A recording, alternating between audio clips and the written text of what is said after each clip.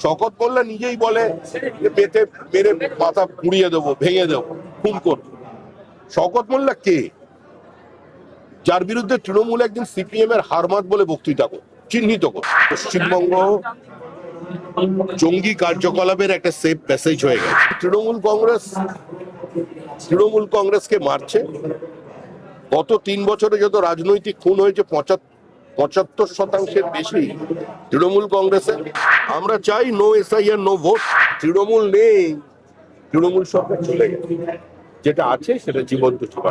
পাক জঙ্গি যোগে দেখা গেছে দিল্লি পুলিশ 8 জনকে গ্রেফতার করেছে, 2 জন রয়েছে পশ্চিমবঙ্গ, আবারও সেই পশ্চিমবঙ্গ যোগ। আমরা তো বারবার বলছি পশ্চিমবঙ্গ জঙ্গি কার্যকলাপের একটা সেফ প্যাসেজ হয়ে গেছে। বাংলাদেশের এই বর্ডারের উন্মুক্ত অবস্থা নিয়ে আজকে এখানে অবৈধ অনুপ্রবেশ হচ্ছে এবং তার সঙ্গে সঙ্গে একটা জিহাদি ভাবনা চিন্তা এ রাজ্যে গত 7 বছর ধরে চলেছে এবং এরা সক্রিয়। পশ্চিমবঙ্গের জমি ব্যবহার করে আজকে সারা ভারতবর্ষে তাদের মডিউলকে এস্টাবলিশ করবার প্রচেষ্টা চলেছে। রাজনৈতিক বিভাজনের ঊর্ধ্বে উঠে সংঘবদ্ধভাবে এই সমূহ বিপদেরকে প্রতিহত করা উচিত এবং সাম্প্রতিককালে বাংলাদেশের নির্বাচন, ভারত বাংলাদেশ সীমান্ত বরাবর যে জামাতের উত্থান, সেটাও নিঃসন্দেহে এটি চিন্তার বিষয়।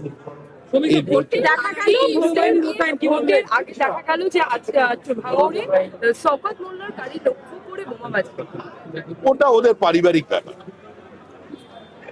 পারিবারিক ব্যাপার, কারণ তৃণমূল কংগ্রেসকে মারছে। গত 3 বছরে যত রাজনৈতিক খুন হয়েছে 75% বেশি তৃণমূল কংগ্রেসের এবং বাদবাকি যে অংশ আছে তা বিজেপির। একজন সিপিএম এর খুন হয়েছিল।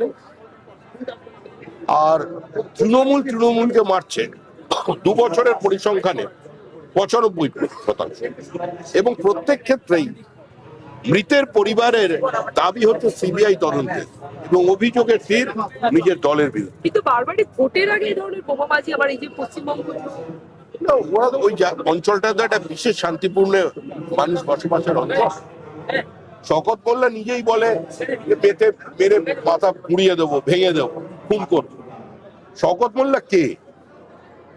যার বিরুদ্ধে তৃণমূল একদিন সিপিএম এর হারমাত বলে বক্তৃতা চিহ্নিত এবং প্রতিষ্ঠিত হারমাত বলে দাবি করতো তৃণমূল, তাকে এখন বিধায়ক বানিয়েছে।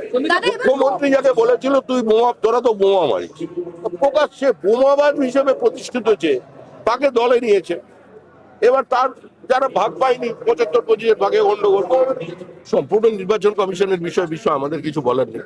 আমরা চাই নো এসআইআর নো ভোট।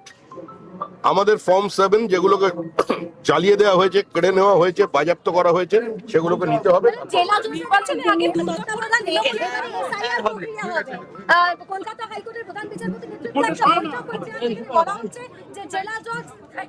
এটা সম্পূর্ণভাবে বিচার ব্যবস্থার বিষয়, এ নিয়ে আমাদের কিছু বলার নেই।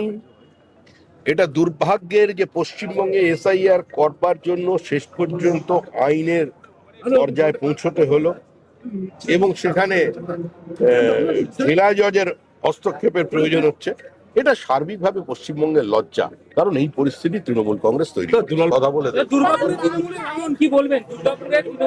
আরে তৃণমূল নেই, তৃণমূল সরকার চলে গেছে, যেটা আছে সেটা জীবন্ত ছবি।